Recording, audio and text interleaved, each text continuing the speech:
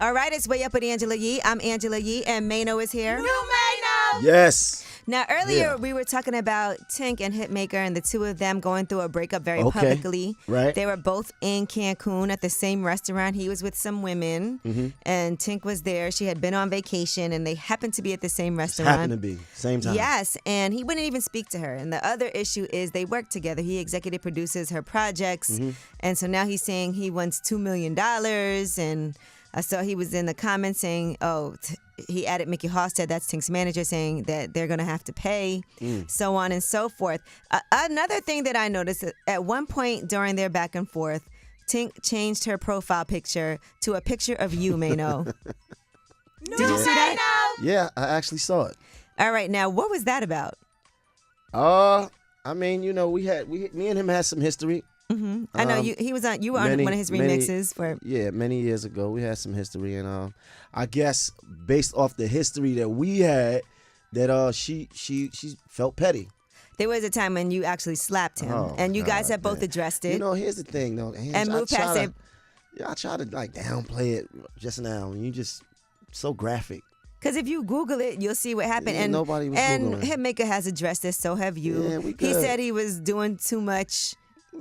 Things happen. You know, things happen. And y'all spoke the following day and we squashed spoke, it. and we seen each other recently. And, you know, I guess she was feeling, a little petty. Why did she put your picture it was up there, funny, though. It was funny. Because I know wasn't mad. people probably may not know, and so they Right. saw that. And they were like, why does she have a picture of Mano? So we just want to clear that up. It wasn't nothing else going on, just to antagonize him, I guess. Yeah. All right. Well, let's move on from that because I saw that happen. And since you're here, I might as well ask you. All right. Ashton Kutcher and Mila Kunis have apologized. Now, they actually had written a letter in support of their former co-star Danny Masterson. Danny Masterson was on that 70s show with them. He was sentenced last week, Thursday, to 30 years to life in prison for 2 counts of rape. And they had written letters to the judge as testaments to his character before issuing this video apology after those letters were made public. We support victims. We have done this historically through our work and will continue to do so in the future. A couple months ago, Danny's family reached out to us and they asked us to write character letters to represent the person that we knew for 25 years. They were intended for the judge to read and not to undermine the testimony of the victims or re-traumatize them in any way. And we're sorry if that has taken place.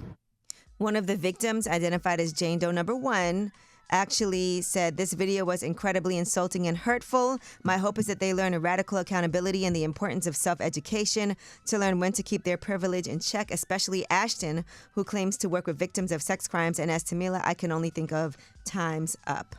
And so people had issues with them writing those letters to the judge. Because he raped some people.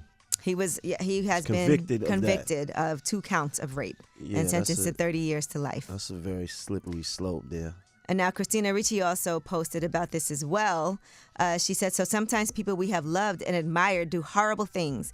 They may not do these things to us, and we only know who they were to us, but that doesn't mean they didn't do the horrible things, and to discredit the abuse is a horrible crime.